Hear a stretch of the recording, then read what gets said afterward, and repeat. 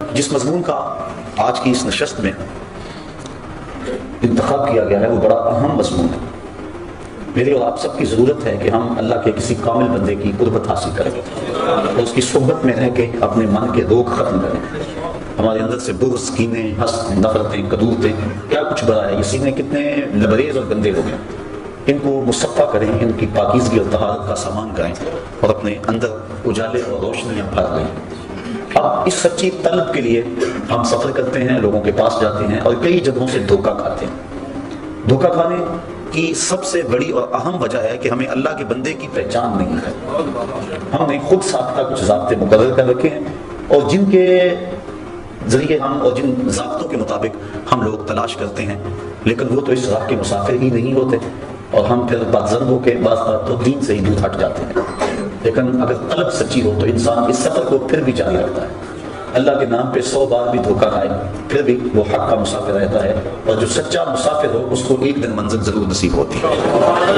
اس لیے اللہ والے قوم ہیں، ان کی چوکھٹ پہ جائیں، اور عباد الرحمان قوم ہیں۔ یہاں سورہ فرقان کے اندر بڑی وضاحت کے ساتھ اہل اللہ کی، عباد اللہ کی، عباد الرحمان کی نشانیاں اور صفات بیان فرمائی گئی۔ اللہ کے بندے کی پہچان اور معرفت یہاں ارشاد فرمائی گئی۔ توجہ چاہوں گا، ارشاد ہوا وَعِبَادُ الرَّحْمَنِ الَّذِينَ يَمْشُونَ عَلَى الْأَرْضِ هَوْنًا، اللہ کے بندے زمین پر آہستہ چلتے ہیں، وقار سے چلتے ہیں، ان کی چال ڈھال میں وقار ہوتا ہے، غیر مرتب ان کی چال نہیں ہوتی۔ ایک نشان وَإِذَا خَاطَبَهُمُ الْجَاهِلُونَ قَالُوا سَلَامًا، اور جب ان سے جاہل مخاطب ہوتے ہیں تو وہ الجھتے نہیں، بحث میں نہیں پڑتے، اس کو کہتے ہیں بابا سلام کو۔ سلام مطابقت یعنی ترک کرنے کا سلام، کہ تو بیٹا بس جان چھوڑ دے، تو وہ بحث جاہلوں سے نہیں کرتے، ان سے جو ہے وہ الجھتے نہیں، بلکہ قالوا السلام کہتے ہیں کہ بابا تجھے سلام۔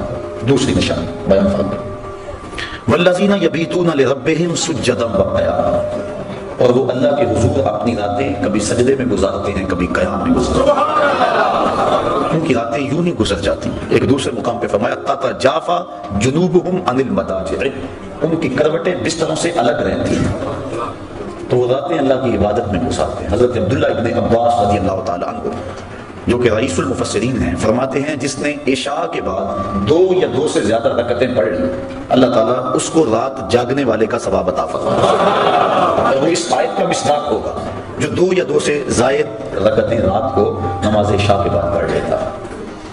اللہ اکبر۔ اور ایک روایت کے لفظ ہیں کہ جو بندہ عشاء کی نماز جماعت سے پڑھتا ہے اس کو نصف رات تک جاگنے کا ثواب دیا جاتا ہے، اور جو پھر فجر کی نماز جماعت سے پڑھ لیتا ہے اس کو ساری رات جاگنے کا ثواب دیا جاتا ہے۔ اس لیے عشاء کی نماز بھی جماعت سے اور فجر کی نماز بھی جماعت سے، اس کا اہتمام ہونا چاہیے۔ اور اللہ والوں کی ایک نشانی یہ ہے کہ وہ اپنی راتوں کو بیدار رہ کے گزارتے ہیں، خوف و طمع کے اندر اپنی راتوں کو گزارتے ہیں۔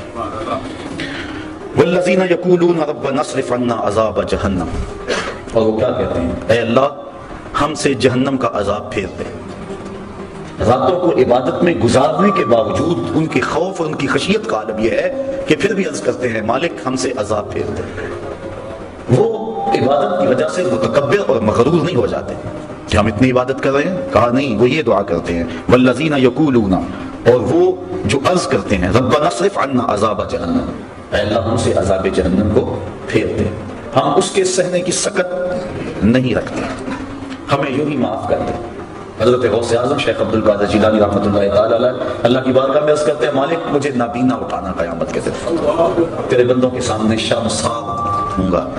ہیں اعمال ان کے یہ، لیکن خوف اور خشیت کا عالم یہ۔ اللہ اکبر، وہ ڈرتے ہیں۔ حضرت سری سکتی رضی اللہ تعالیٰ عنہ جلیل القدر اولیاء میں سے، حضرت جنید بغدادی کے رشتے میں ماموں بھی لگتی ہے اور شیخ بھی لگتے ہیں، کہتے ہیں میں تو اس بات سے ڈرتا ہوں کل قیامت کے دن اپنے رب کا سامنا کیا کرتا ہوں، کیسے اس کا سامنے کر پاؤں گا۔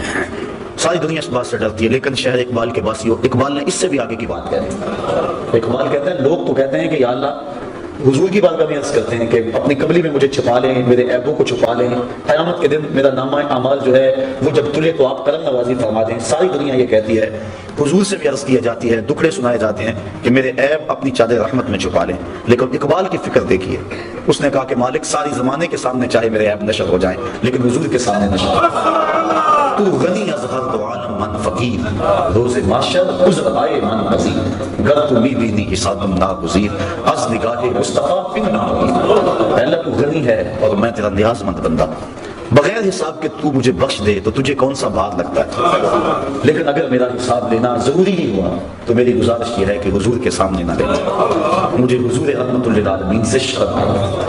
کیسا عشق ہے اور کیسی محبت ہے جناب رسالت مآب صلی اللہ علیہ وآلہ وسلم سے۔ تو وہ باوجود عبادات کی کثرت کے یہ دعا کرتے رہتے ہیں والذین یقولون ربنا اصرف عنا عذاب جہنم، وہ کہتے ہیں مالک ہم سے عذاب جہنم پھیر دے، ان عذابہا کان غراما، بے شک اس کا عذاب گلے کا پھندا ہے، سخت ترین ہے عذاب جہنم کا۔ ساری رات عبادت کرنے کے باوجود بھی وہ یہی کہتے نظر آتے، یہ نہیں کہ وہ کہیں کہ ہمیں جہنم ہمارے قریب بھی نہیں آئے گی، وہ جہنم کا تمسخر نہیں اڑاتے اپنی خانقاہوں میں بیٹھ کے، وہ جنت کا مذاق نہیں اڑاتے بلکہ جنت کے طالب ہیں اور جہنم سے ڈرتے ہیں۔ حضور علیہ السلام سے بڑھ کر اللہ کا قرب رکھنے والا قوم تھا، لیکن حضور بھی جہنم سے پناہ مانگتے رہے۔ اللہ اکبر۔ تو وہ اہل اللہ کی نشانیاں بیان فرمائی جا رہی ہیں۔ والذین یقولون ربنا اصرف عنا عذاب جہنم، عرض کرتے ہیں اللہ ہم سے عذاب جہنم پھیر دے، ان عذابہا کان غراما، بے شک جہنم کا عذاب جو ہے وہ گلے کا پھندا ہے، گلے کی پھانس ہے۔ انہا ساعت مستقرا و مقاما، بے شک وہ بہت ہی بری ٹھہرنے کی جگہ، بہت ہی بری۔ حضرت مجدد الفسانی رحمۃ اللہ تعالی علیہ فرماتے ہیں مکتوبات کے اندر، فرماتے ہیں جنت اللہ کی رضا کا مظہر ہے اور جہنم اللہ کے قہر و غضب کا مظہر ہے۔ اللہ جس پہ راضی ہوگا اس کو جنت میں بھیجے گا اور جس پہ ناراض ہوگا اس کو جہنم میں بھیجے گا۔ اس لیے جہنم سے پناہ مانگنا اللہ کی ناراضگی سے پناہ مانگنا ہے، اور جنت کا مطالبہ اور آرزو کرنا اللہ کی رضا چاہنا ہے۔ تو وہ کہتے ہیں اللہ ہمیں جہنم کے عذاب سے بچا لے، یہ بہت ہی بری پلٹ کے جانے کی جگہ ہے۔ والذین اذا انفقوا لم یسرفوا ولم یقتروا وکان بین ذلک قواما، اور وہ جب خرچ کرتے ہیں تو حد سے نہیں بڑھتے، فضول خرچی نہیں کرتے، ولم یقتروا اور نہ ہی وہ تنگی کرتے ہیں، جہاں ضرورت ہوتی ہے وہاں ہاتھ دباتے بھی نہیں، وہاں کھل کے خرچ کرتے ہیں، اور جہاں وکان بین ذلک قواما، اور یہ دونوں کے درمیان اعتدال کے راستے پر ہے، یعنی بے تحاشا خرچ بھی نہیں کرتے اور بخل بھی نہیں کرتے۔ اتنا خرچ کرنا کہ کنگال ہو جائے اور بعد میں قرض چڑھ جائے، جو اہل اللہ ہیں ان کی علامت یہ ہوتی ہے کہ وہ اپنی چادر کو دیکھ کر پاؤں پھیلاتے ہیں، چادر سے زیادہ پاؤں نہیں پھیلاتے۔ اور حضور نے فرمایا کہ تم خرچ میں میانہ روی اختیار کر لو، کبھی فقیر نہیں ہوگی۔ اللہ اکبر۔ تو فرمایا والذین اذا انفقوا لم یسرفوا ولم یقتروا، جب وہ خرچ کرتے ہیں تو حد سے نہیں بڑھتے، ولم یقتروا اور نہ ہی تنگی کرتے ہیں، وکان بین ذلک قواما، اور وہ اس کے درمیان اعتدال کی راہ پہ رہتے ہیں۔ والذین لا یدعون مع اللہ الہا آخر، اور وہ اللہ کے علاوہ کسی دوسرے کو معبود نہیں بناتے، کسی کو نہیں پوجتے، ان کی پرستش اللہ کی حضور ہوتی ہے، اللہ کے علاوہ وہ کسی کی پوجا نہیں کرتے۔ بلکہ میرے شاہ نقشبند بخاری رحمۃ اللہ تعالی علیہ فرماتے ہیں متکبر سے تکبر کرنا صدقہ ہے، جب کوئی چھاتی تانے اکڑ اکڑ کے آ رہا ہو اس کو جھک کے سلام نہ کرو، یہ تو اس کے تکبر کو بڑھانے والی بات ہے۔ اس لیے وہ زمین پہ اکڑ اکڑ کے چل رہا ہے تو فرمایا اس متکبر سے پہلو تہی کرنا، اکڑنے والے کے ساتھ تکبر کرنا صدقہ کہلاتا ہے، یعنی اللہ کے علاوہ ان کے سینے میں کسی اور کا خوف اور ڈر موجود نہیں ہے۔ وہ جو نماز میں کہتے ہیں نا وَنَخْلَعُ وَنَتْرُكُ مَن يَفْجُرُ، وہ صرف نماز میں نہیں کہتے، ان کا عملی نمونہ بھی ہوتے ہیں۔ اللہ کے علاوہ کسی کے حضور سر نہیں جھکاتے، چاہے جتنا مرضی بڑا فرعون کیوں نہ ہو، وہ کسی کے سامنے سر نہیں جھکاتے۔ وَلَا يَقْتُلُونَ النَّفْسَ الَّتِي حَرَّمَ اللَّهُ إِلَّا بِالْحَقِّ، اور جس جان کو اللہ تعالیٰ نے حرام کیا اس کو قتل نہیں کرتے، قاتل نہیں ہوتے۔ وہ تو بڑے نرم دل ہوتے ہیں، وہ تو شاخ سے پھول بھی توڑے تو ان کا دل دکھتا ہے، کوئی بھی توڑے، وہ تو اس قدر حساس ہوتے ہیں، قتل کے حادثے سے کم تو نہیں، شاخ سے گل کا جدا ہونا، وہ تو اس بات کا بھی احساس رکھتے ہیں، وہ تو کسی کو تکلیف بھی نہیں دیتے، کسی کا حق غصب نہیں کرتے جی جائے کہ کسی کو قتل کر دے۔ وَلَا يَقْتُلُونَ النَّفْسَ الَّتِي حَرَّمَ اللَّهُ إِلَّا بِالْحَقِّ، مگر حق کے ساتھ۔ حق کے ساتھ کیا ہے؟ شادی شدہ زانی کو قتل کیا جائے، قتل کے بدلے میں قتل کیا جائے، یا جو ارتداد کی راہ اختیار کرے باغی ہو اس کو قتل کیا جائے، اس کے علاوہ وہ کسی کو قتل نہیں کرتے۔ ولا یزنون، اور وہ زنا نہیں کرتے، نہ ان کی نظر زنا کرتی ہے، نہ ان کی سوچیں زنا کرتی ہیں، نہ ان کے خیال زنا کرتے ہیں، اور نہ ان کے اعضائے بدنیاں زنا کرتے ہیں، وہ پاکیزہ ہوتے ہیں، تبھی تو اللہ کا قرب پاتے ہیں۔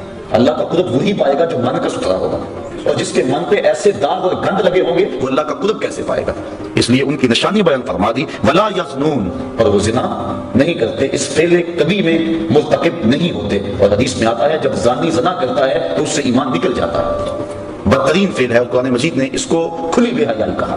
تو جو اہل اللہ ہیں وہ اس فعل کبھی کے اندر کبھی بھی مبتلا نہیں ہوتے، اور صرف زنا معروفہ ہی نہیں بلکہ ان کی نظر بھی بچتی۔ حضرت امام محمد بن حسن الشیبانی امام اعظم ابو حنیفہ کے پاس پڑھنے کے لیے آئے، ابھی عمر چھوٹی تھی اور چہرے پہ داڑھی کا سبزہ نہیں اگا تھا، اور اس عمر کا بچہ اگر خوبصورت ہو تو وہ عورت کی جگہ پہ ہوتا ہے، بلکہ اس کے ساتھ بہت سارے فتنے وابستہ ہوتے۔ تو امام صاحب نے فرمایا کہ تم ضرور میرے پاس بیٹھو لیکن میرے سامنے نہیں بیٹھو، اس ستون کی اوٹ میں بیٹھو تاکہ تمہارا چہرہ مجھے نظر نہ آئے۔ اسی لیے امام اعظم ابو حنیفہ اور امام محمد کو طرفین کہتے ہیں، ایک طرف میں بیٹھتے تھے، وہ پڑھتے رہے۔ 2-4 سال گزر گئے، ایک دن رات کا موقع تھا، چراغ جل رہا تھا اور امام محمد کا سایہ امام اعظم کے آگے پڑا، سائے پہ نظر پڑی تو سائے میں داڑھی کے بال نظر آئے۔ کہا بیٹا محمد تمہیں داڑھی آ گئی ہے؟ حضور سال ہو گیا ہے۔ کہا اب میرے سامنے بیٹھا۔ یہ تھے وہ لوگ تقوی کے پہاڑ، کیونکہ جو ذلت العلماء ہے یا اہل اللہ کا جو پسندنا ہے پوری قوم کو تباہ کرنے کے مترادف ہے۔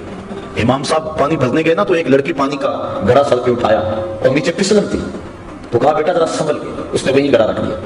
کہا اگر میں پھسلوں گی تو کیا ہوگا؟ یہ گھڑا ٹوٹ جائے گا، بازار سے دعانے کا اور لے آؤں، لیکن اگر آپ پھسل گئے تو پوری قوم برباد ہو جائے گی۔ اعلیٰ حضرت امام اہل محبت امام اشرف احمد رضا بن فاضل بریلوی رحمۃ اللہ تعالی علیہ فرماتے ہیں طبقہ علماء اپنی حفاظت کرنا، اگر تم نے مکروہ تنزیہیہ کا ارتکاب کیا لوگ تحریمیہ کرنے لگ جائیں گے، اگر تم نے مکروہ تحریمیہ کا ارتکاب کیا لوگ حرام میں پڑ جائیں گے، اور تم نے اگر حرام کا ارتکاب کیا لوگ کفر میں مبتلا ہو جائیں گے۔ اور پھر فرمایا اگر تم نے سنت غیر موقدہ کو چھوڑا لوگ موقدہ چھوڑ دیں گے، تم نے سنن موقدہ کو چھوڑا لوگ واجبات کو چھوڑ دیں گے، تم نے واجبات کو چھوڑا لوگ فرائض کو چھوڑ دیں گے۔ اس لیے بندہ جس قدر اونچے منصب کا ہو اس قدر اس کے تقاضے ہوتے ہیں۔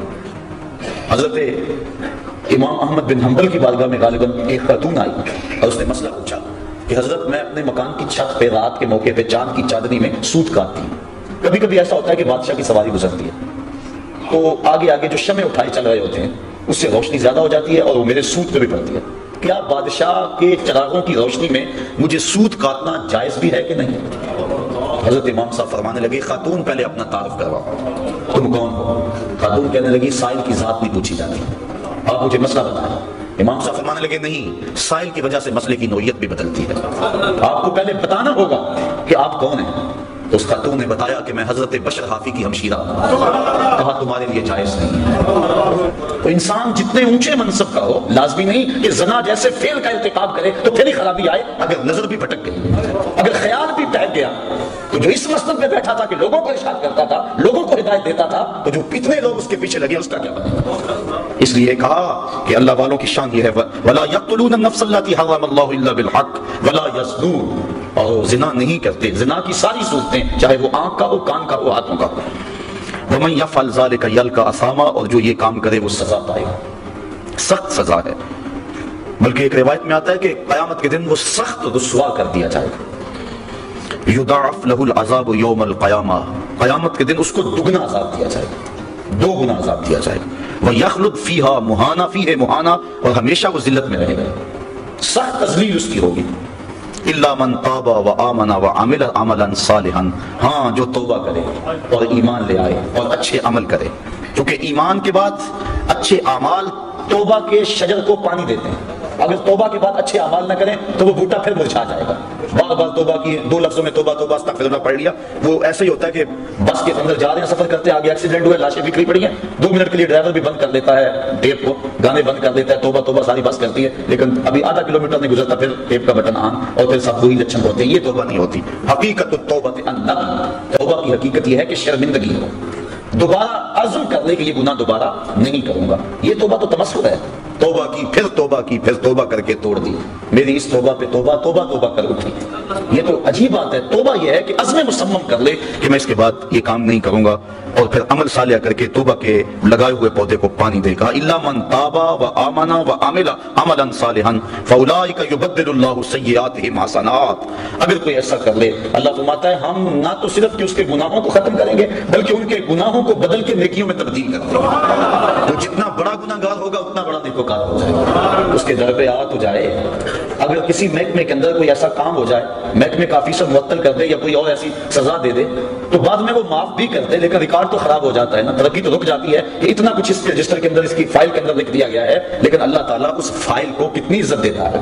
یہ نہیں ہوتا کہ اب اس کی ترقیاں رک جائیں، توبہ کر کے تو دیکھے، سچی توبہ کر کے تو دیکھے، بلکہ جتنا بڑا گناہ گار ہوگا اتنا بڑا نیکوکار بنتا ہے۔ اللہ اکبر۔ فاولئک یبدل اللہ سیئاتہم حسنات، ہم اس کی بدیوں کو نیکیوں میں تبدیل کرتے ہیں۔ حضرت عمر فاروق رضی اللہ تعالیٰ عنہ آ رہے تھے، ایک آدمی نے ہاتھ میں شراب کی بوتل پکڑی تھی، دیکھا کہ اچانک گلی کے موڑ سے حضرت عمر فاروق آئے، وہ ڈر گیا، جلدی سے بغل میں چھپا لے اور سچی توبہ کر دی، مالک آج عمر کے قہر سے بچا لے، آج کے بعد میں شراب نہیں پیوں گا۔ حضرت عمر فاروق نے اس کو بوتل چھپاتے ہوئے دیکھ لیا تھا، جب قریب آئے تو لہرایا، کہا کیا ہے تیرے پاس؟ کہنے لگا حضور سرکہ ہے۔ کہا نکالو، جب نکالا دیکھا تو واقعی سرکہ تھا۔ اگر کوئی سچی توبہ کر لے تو اللہ گناہوں کو بدل کے نیکیوں میں تبدیل کر دیتا ہے۔ یہ دکھا دیا کہ جو شراب کو سرکے میں بدل سکتا ہے وہ گناہوں کو نیکیوں میں نہیں بدل سکتا۔ اس کے در پہ آ کے تو دیکھو، جھولی پھیلا کے تو دیکھو۔ اللہ اکبر۔ حدیث میں آتا ہے قیامت کے دن ایک شخص کو نامہ اعمال پڑھنے کا کہا جائے، وہ نامہ اعمال پڑھے گا اور جو بڑے بڑے گناہ ہوں گے ان کو وہ چھوڑ دے گا، صرف نظر کرے گا، شرم کی وجہ سے، شرمندگی کی وجہ سے ان کو نہیں پڑے گا اور چھوٹے چھوٹے گناہ پڑھتا چلا جائے گا۔ جب وہ نامہ اعمال مکمل کر لے گا تو اللہ تعالیٰ فرمائے گا میرے بندے میں نے اپنے فضل سے تیرے گناہوں کو بدل کے نیکیوں میں تبدیل کر دیا۔ اس کو تو توقع اور تھی لیکن کام اور بن گیا۔ اب وہ کہتا ہے یا اللہ ابھی تو میرے بڑے بڑے گناہ رہتے ہیں۔ فضاحک النبی صلی اللہ علیہ وسلم حتی بدت نواجزہ، حضور اس حدیث کو بیان کرتے کرتے اتنے مسکرائے کہ حضور کی داڑھی لوگوں کو نظر آنے لگی کہ پہلے بڑے بڑے گناہ چھپاتا جاتا ہے، ان کو پڑھتا نہیں ہے، اور جب اللہ نے کہا میرے بندے میں نے بدل دیے، نیکیوں میں تبدیل کر دیے، وہ کہتا ہے اللہ ابھی تو بڑے بڑے رہتے ہیں میرے گناہ جو میں نے ابھی پڑھے۔ اللہ اکبر۔ تو اس کے حضور کو آ کے تو دیکھے، جھولی پھیلا کے تو دیکھے، وہ یہ نہیں دیکھتا اس نے گناہ کتنے کیے، فرشتوں کہتا فرشتوں گواہ ہو جاؤ میرا بندہ آخر میرے در پہ آیا ہے نا، اور کوئی در ہوتا تو جاتا وہاں۔ ایک شخص مسجد نبوی کے کونے میں دعا مانگ رہا تھا اور لفظ کیا تھے؟ اللہم انی اسألک بأنک انت اللہ لا الہ الا انت، مالک میں تجھ سے اس لیے مانگتا ہوں کہ تو میرا اللہ ہے، تیرے علاوہ میرا ہے بھی تو کوئی نہیں کہ جس کی چوکھٹ پہ جاؤں۔ حضور نے سنا، کہا وہ جو کونے میں بیٹھ کے دعا مانگ رہا ہے اس کو بشارت دے آؤ کہ تمہاری دعا اللہ نے قبول کر دی۔ جب بندہ اس کے حضور آتا ہے فرمایا اگر کوئی آئے گناہوں کو بدل کے نیکیوں میں تبدیل کر دیتے ہیں۔ وکان اللہ غفور الرحیم، اللہ بخشنے والا اور مہربان ہے، بخشش اس نے مانگی اور اپنی طرف سے اضافی رحمت اس کے اوپر ڈالی اور اس کے گناہوں کو بدل کے نیکیوں میں تبدیل کر دیا۔ ومن تاب وعمل صالحا، اور جس نے توبہ کی اور نیک اعمال کیے، فإنه يتوب إلى الله متابا، بے شک وہ اللہ کی طرف رجوع آیا جیسا کہ رجوع آنے کا حق تھا۔ والذین لا يشهدون الزور، اللہ ان کی ایک اور نشانی بیان فرمائی کہ یہ وہ لوگ ہیں جو جھوٹی گواہی نہیں دیتے، جھوٹ نہیں بولتے، ان کی زبان پہ سچ ہوتا ہے۔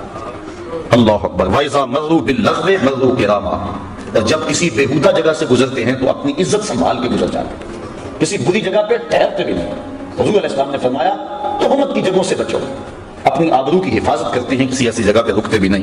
والذین اذا ذکروا بآیات ربهم لم یخروا علیہا صما وعمیانا، وہ لوگ جب اپنے مالک کی طرف سے آیتیں یاد دلائی جاتی ہیں، نشانیاں یاد دلائی جاتی ہیں، اللہ اکبر، لم یخروا علیہا صما وعمیانا، ان پر بہرے اور اندھے ہو کر نہیں گرتے بلکہ اللہ کی نشانیوں کو دیکھتے ہیں، اس میں جو عبرت کے پہلو ہیں ان کو اپناتے ہیں، اللہ کی ایک نشانی پر غور کرتے ہیں اور پھر وہ دنیا کو ترک بھی نہیں کرتے۔ کیا کہتے ہیں؟ والذین یقولون ربنا هب لنا من ازواجنا وذریاتنا قرۃ اعین واجعلنا للمتقین اماما، اور عرض کرتے ہیں اللہ کی بارگاہ میں اے اللہ ہماری بیویوں کی طرف سے اور ہماری اولاد کی طرف سے ہماری آنکھوں کی ٹھنڈک عطا کر دو، یعنی ہماری بیویاں بھی ایسی ہوں کہ جو تیری متی ہوں اور ہماری متی، اور اولاد بھی ایسی ہو جو فرما بردار ہو، اور ہمیں آنکھوں کی ٹھنڈک ان کی طرف سے نصیب ہو جائے۔ آنکھوں کی ٹھنڈک سے مراد کہ خوشی نصیب ہو۔ علماء نے بیان فرمایا ہے کہ جب غم میں آنسو نکلتے ہیں تو وہ گرم ہوتے ہیں، اور جب خوشی سے آنسو کو خوشخبری سن کے نکلے تو وہ ٹھنڈے ہوتے ہیں۔ اس لیے یہ کہنا قرۃ اعین کا لفظ عرب میں جو رواج ہے تو اس کا مطلب یہ ہے کہ تجھے خوشیاں ملیں، تجھے غم نہ پہنچے، تو وہ یہ دعا کرتے ہیں اللہ اولاد کی طرف سے ہمیں ٹھنڈک کی پہنچے، اولاد کی طرف سے غم نہ ملے۔ وجعلنا للمتقین اماما، اور ہمیں پرہیزگاروں کا پیشوا بنانا، امام بنانا، نہ صرف کہ ہمیں پرہیزگار بنانا بلکہ ہمیں پرہیزگاروں کا بھی امام بنانا، وہ دعا کرتے ہیں۔ اولئک یجزون الغرفۃ بما صبروا ویلقون فیہا تحیۃ وسلاما، کہا ان کو جنت کا سب سے اونچا بالا خانہ انعام ملے گا، بدلہ ان کے صبر کا، دنیا پہ صبر کیا، دکھوں پہ، مصیبتوں پہ، عبادات پہ صبر کیا، ویلقون فیہا تحیۃ وسلاما، اور وہاں ان کو سلامیاں دی جائیں گی، ان کے پیشوائی ہوگی۔ جب جنت میں داخل ہوں گے تو فرشتے ان کو سلام کریں گے کہ تم نے دنیا کے اندر اللہ جل شانہ کی رضا کے لیے اپنی زندگی گزاری، آج ہمارا سلوٹ، ہمارا سلام قبول کر۔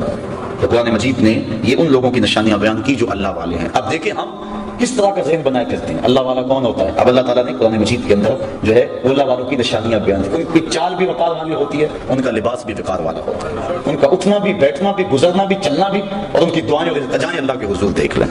آقا کریم سے بھی صحابہ نے پوچھا کہ حضور جن اولیاء کا تذکرہ کرتے ہیں تو ان کی نشانیاں کیا ہیں؟ ایک نشانیاں یہ بیان فرمائی گی سورہ فرقان میں. تو حضور سے بھی سوال کیا گیا, ابن مردویہ میں بیان کیا, حکیم ترمذی نے بیان کیا, امام غازی نے بیان کیا.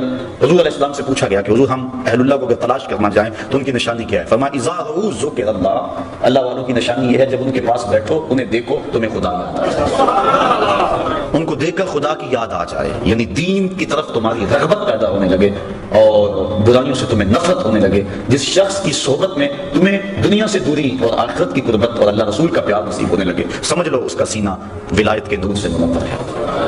تو حضرت غوث اعظم سیدنا شیخ عبد القادر جیلانی رحمۃ اللہ تعالی علیہ کے حوالے سے جو مجھے تاکید ہوئی تھی, آپ نے اہل اللہ کی بالخصوص جو مسند مشایخیت کے اوپر بیٹھے ان کی 12 نشانیاں بیان کی. آپ فرماتے ہیں کوئی اس وقت تک قابل نہیں ہوتا اس بات کے کہ وہ لوگوں کو رشد و ہدایت کرے اور لوگوں کو اپنے زیر تربیت رکھے جب تک وہ 12 خوبیوں کا حامل نہ ہو. وہ کون کون سی 12 خوبیاں؟ فرمایا 2 خوبیاں اس میں اللہ تعالیٰ والی ہیں. ایک اللہ کی صفت ستار کا مظہر ہو, ایک صفت غفار کا مظہر ہو, یعنی پردہ پوش ہو. چغل خور اللہ کا ولی نہیں ہوتا. دیکھو مرید نے تو سارے دکھڑے بیان کرنے ہوتے ہیں, گھر کی بات بھی کہنی ہے, بیوی کی بات بھی کہنی ہے, بچوں کی بات بھی کہنی ہے, سارے دکھڑے اس کے سامنے رکھنے ہیں. اور اگر اس کا سینہ اتنا بڑا نہیں ہے, کشادہ نہیں ہے, وہ دوسرے کو بتاتا پھرے گا ایک سے سن کر, تو پھر اس سے کہنے کا فائدہ کیا؟ بلکہ دانشمند تو لوگ کہتے ہیں جس کو راز کی بات بتا کر یہ کہنا پڑے جناب اسے راز رکھنا, تو اس کو راز کی بات بتانی نہیں چاہیے, اسے خود پتا ہونا چاہیے بات راز والی ہے کہ نہیں ہے. تو یہ طریقت کا رکن ہے کہ پردہ پوشی کی جائے. بلکہ آپ دیکھتے ہیں طریقت میں ایک بہت بڑا نام ہے حضرت حاتم اسم کا. اسم کہتے ہیں جو کانوں سے بہرا. حضرت حاتم رحمۃ اللہ تعالی علیہ کانوں سے بہرے نہیں تھے, لیکن انہیں پھر بھی بہرا کہا جاتا کیوں؟ اس کی وجہ یہ کہتے ہیں کہ حضرت حاتم کی مجلس میں ایک خاتون آئی, اس نے اپنا کوئی دکھڑا کہنا تھا, کوئی حاجت کہنی تھی.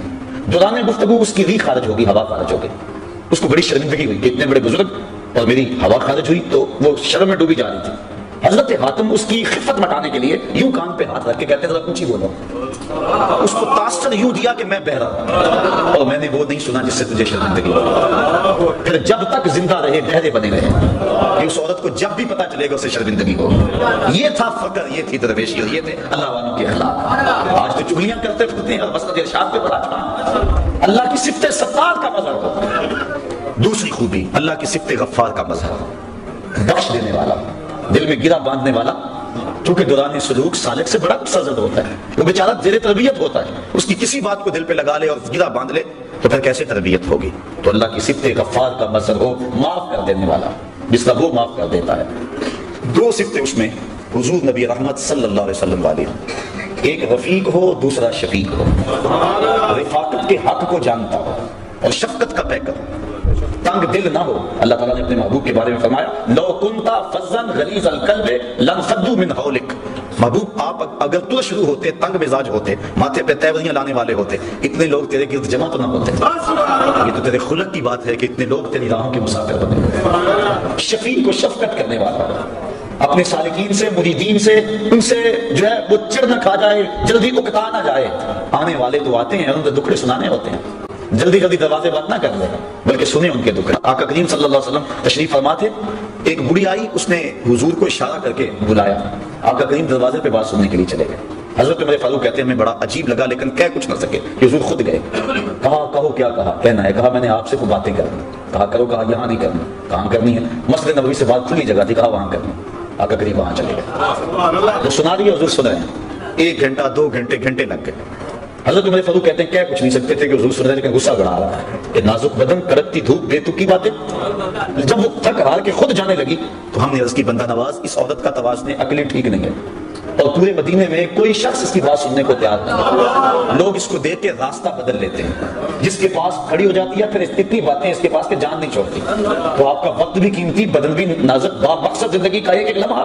تو آقا کریم صلی اللہ علیہ وسلم نے فرمایا عمر پورے مدینے میں اس بیچاری کی کوئی نہیں سنتا, میں بھی نہیں سنتا, لیکن کوئی ہیں میری یہاں آس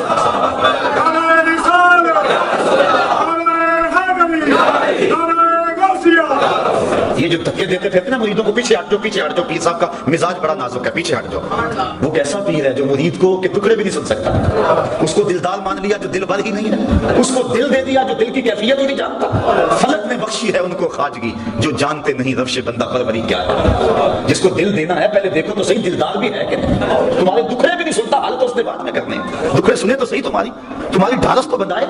اللہ اکبر۔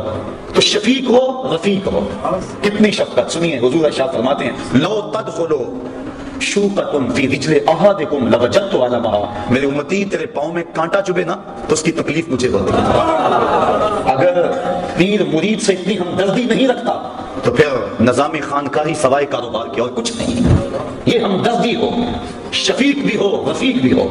دو صفتیں حضرت سیدنا صدیق اکبر والی ہوں، ایک صادق ہو دوسرا مصدق ہو، خود سچ بولے اور سچ کی تصدیق کرے۔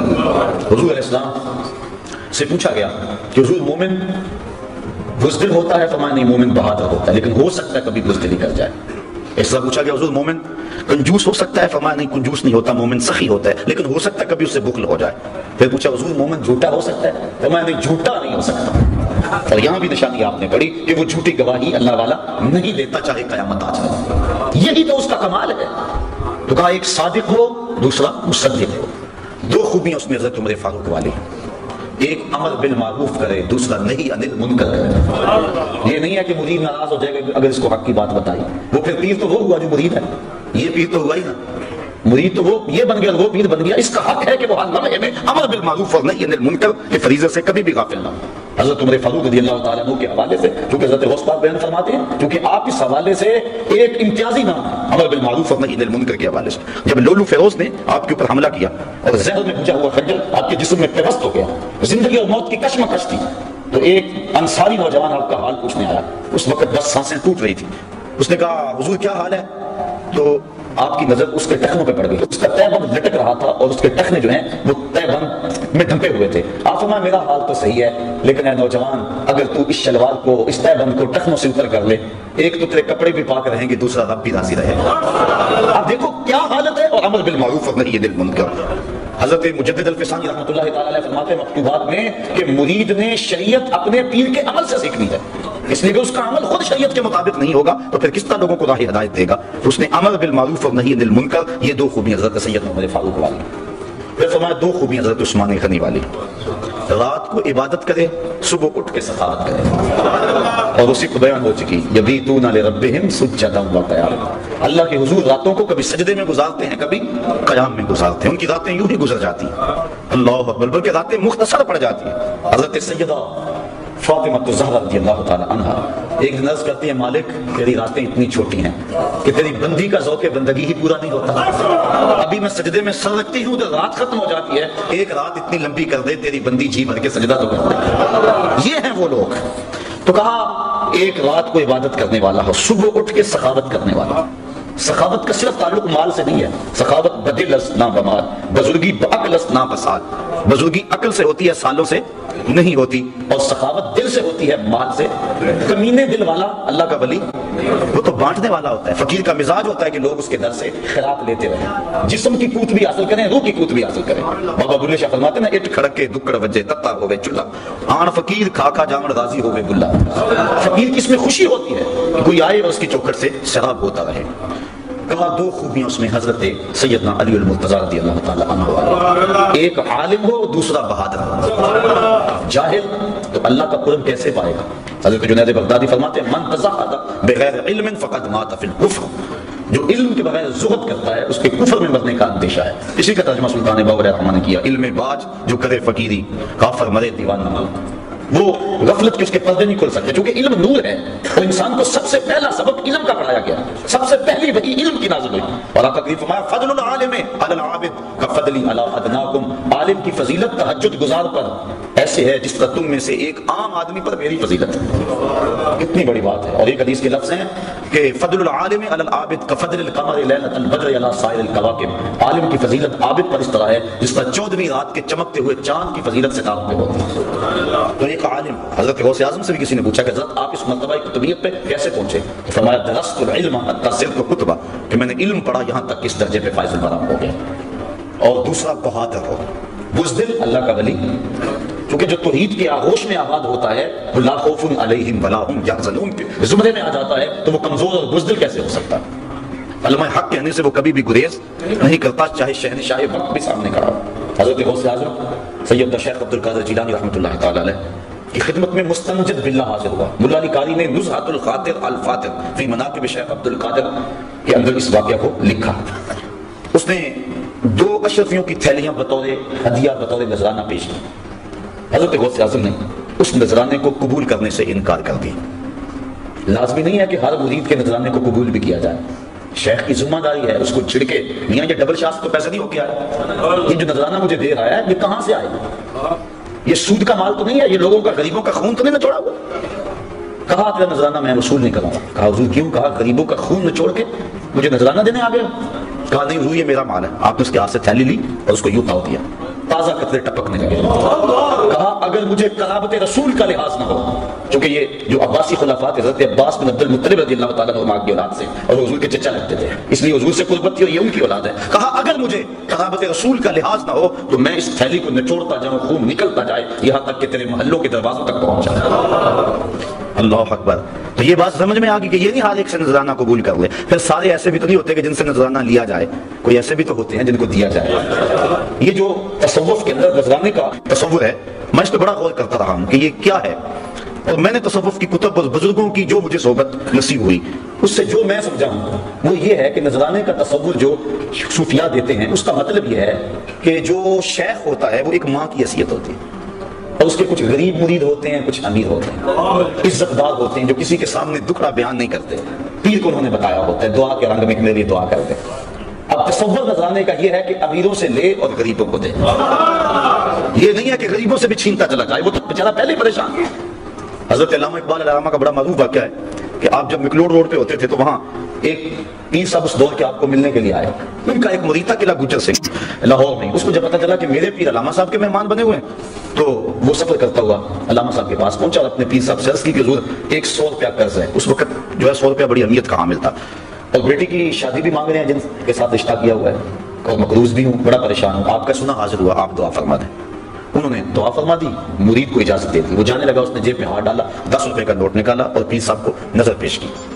جب نظر پیش کی تو علامہ اقبال زیر لب مسکرا پڑے، وہ چلا گیا۔ پیر صاحب کی نظر بھی بڑی تیز تھی، چونکہ پیر بڑے تیز بھی ہوتے ہیں، تو انہوں نے کہا کہ حضرت یہ عجیب بات ہے، آپ مسکرائے کیوں؟ تو علامہ صاحب فرمانے لگے جناب میں آپ کی دعا کی قبولیت پہ مسکرایا، خوش ہو گئے۔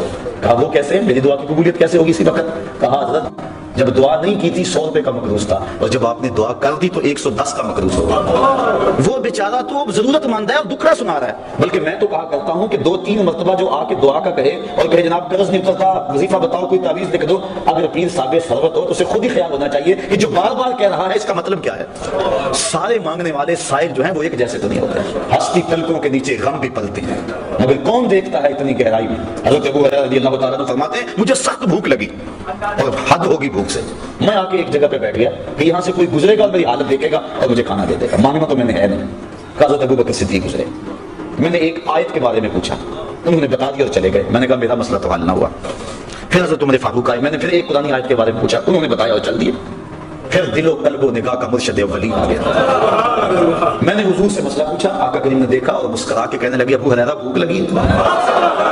میں نے کہا ہاں حضور مجھے بھوک لگی۔ کہا میرے ساتھ آ جاؤ۔ اللہ اکبر۔ آگے وہ حدیث واقعہ طویل آپ نے سینکڑوں بار سنا کہ دودھ کا ایک پیالہ تھا، ابو ہریرہ کہتے ہیں کام بن گیا، لیکن کہا جب باقیوں کو بھی بلا لاؤ۔ 70 بندے تھے بیٹھے جو صبح کے چبوت رہے تھے، کہا میں بلا کے لے گیا، دل میں تھا کہ اب تو دودھ کا پیالہ گونٹ گونٹ بھی نہیں آئے گا، لیکن جب پہلے نے پیا ختم نہ ہوا میری ڈھارس بن گئی۔ میں نے کہا حوض کوثر کی نہروں سے کنیکشن جڑ گیا، کام بن گیا، برکت آ گئی۔ 70 نے پیا، پھر کہا ابو ہریرہ تم پیو، میں نے پیا، کہا اور پیو، میں نے پیا، کہا اور پیو، کہا حضور اب تو بس ہو گیا۔ پھر حضور نے نوش جان کیا۔ میرے استاد مکرم فرمایا کرتے تھے کہ یہ تو بیان کرتے ہو اور اس بات سے لطف لیتے ہو، اور صحیح لطف والی بات ہے کہ ایک پیالہ 70 کے لیے کافی ہو گیا، لیکن یہ بھی تو دیکھو 70 کا جھوٹا کونین کا سردار پی رہا، 70 آدمیوں کا جھوٹا دو جہاں کا سردار پی رہا۔ تو بات چل رہی تھی،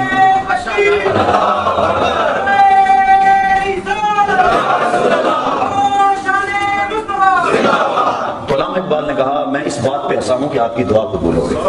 تو پھر اس وقت اقبال نے دکھ سے کہا تھا کہ نذرانہ نہیں سود ہے پیران حرم کا، نذرانہ نہیں سود ہے پیران حرم کا، ہر خرقہ سالوس کے اندر ہے مہاجن، ہم کو تو میسر نہیں مٹی کا دیا بھی، گھر پیر کا بجلی کے چراغوں سے ہے روشن، تم باذن اللہ جو کہہ سکتے تھے رخصت ہوئے، رہ گئے قبروں پہ مجاور اور گور بن، میراث میں آئی ہے مسند ارشاد ان کو، زادوں کے تصرف میں ایکابوں کا نشیمن، نذرانہ نہیں سود ہے پیران حرم کا، ہر خرقہ سالوس کے اندر ہے مہاجن، شہری ہو دیہاتی ہو مسلمان ہے سادہ، بتوں کی طرح پوجتے ہیں کعبے کے برہمن، تو پیر تو دکھ درد کا ساجی ہے، وہ تو روح کی رضا دینے والا ہے، وہ مانگت تو نہیں ہے۔ پہلے وہ کہتے ہیں پہلے بزرگوں کی نظر دل پہ ہوتی تھی، اور اب دل کے اوپر جو لگی ہوئی جیب ہے اس پہ ہوتی ہے۔ جو امیر ہوتا ہے، امیر بھی جان رہے ہوتے ہیں کہ یہ ہمارے ساتھ کیا ہو رہا ہے، اس کو اندر لے جایا جاتا ہے اور حجرے خاص میں بٹھایا جاتا ہے، اور جو غریب ہوتا ہے اس کو کہتے ہیں تو اس درخت کے پاس بیٹھ جا اور سوا مرتبہ یا حیو یا قیوم پڑھ، اور وہ کہتا ہے مجھے رضا صاحب نے وظیفہ بتایا میں اس لیے یہاں بیٹھا ہوا، وہ تو تجھے اپنے سے جو پیچھے ہٹا رہے ہیں۔ تو یہ کیا ہو گیا ہے؟ یہ دکھڑے ہیں، یہ تمسخر نہیں کر رہا میں، یا جو ہے وہ محض آپ کو خوش کرنے کے لیے نہیں، یا کسی مخصوص شخص کے اوپر کوئی تنقید نہیں ہے، اس وقت ہمارا رویہ ہے قوم کا، اور ہم لوگ ہیں کہ دن رات ایسے لوگوں سے لٹتے ہیں، یہ نگہباں بن کے جو اہل چمن کی آبرو لوٹے، چمن والو عقیدت چھوڑ دو ایسے نگہباں، آؤ ان لوگوں کو تلاش کریں، جہاں قدم رکھتے ہیں وہاں اللہ کی رحمتوں کا نزول ہوتا ہے، ان لوگوں کو تلاش کریں جن کی زندگیاں لوگوں کے لیے ہدایت کا سبب ہے، اور جن کی زندگی کا ایک ایک لمحہ یاد خدا سے منور و معطر ہے۔ ایسا نہیں ہے کہ ایسے لوگ ہیں نہیں، بعض تو کہتے ہیں میں تو ڈھونڈتا رہا مجھے تو ملا ہی کوئی نہیں، پتہ نہیں تو نے کہاں سے ڈھونڈا ہے۔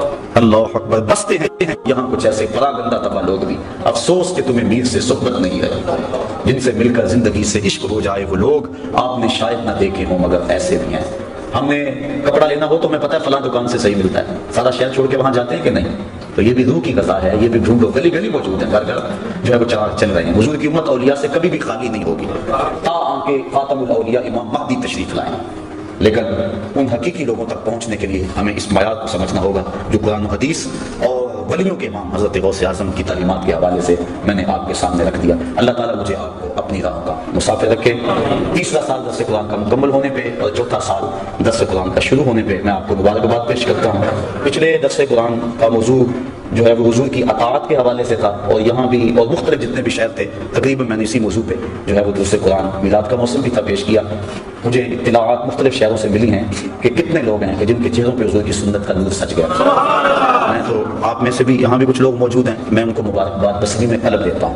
میں سمجھتا ہوں یہ ہے کامیابی، ورنہ کبھی کبھی میں سوچتا ہوں کہ یہ میں چکر ہی لگاتا رہتا ہوں، کبھی ادھر کبھی ادھر، سارا دن مالک اس کا کوئی فائدہ بھی ہے؟ لیکن جب اتنے لوگوں کو گناہوں سے توبہ کرتے دیکھتے ہیں، اندر بدلتا دیکھتے ہیں، اور گھروں کے ماحول تبدیل ہوتے ہوئے دیکھتے ہیں اور سنتے ہیں اور پیغام پہنچتا ہے، آپ جانیں اصل کمائی یہ ہے، نہ تو ہم نوٹ کے لیے آتے ہیں نہ ووٹ کے لیے آتے ہیں، بس مقصد یہ ہے کہ کسی کے دل میں کوئی بات اتر جائے، اور جب کسی کے دل میں کوئی بات اترتی ہوئی محسوس کرتے ہیں تو پھر پیشانی سجدے میں جھک جاتی ہے۔ اللہ مجھے آپ کو اپنی رحمتوں کی پناہ میں رکھے۔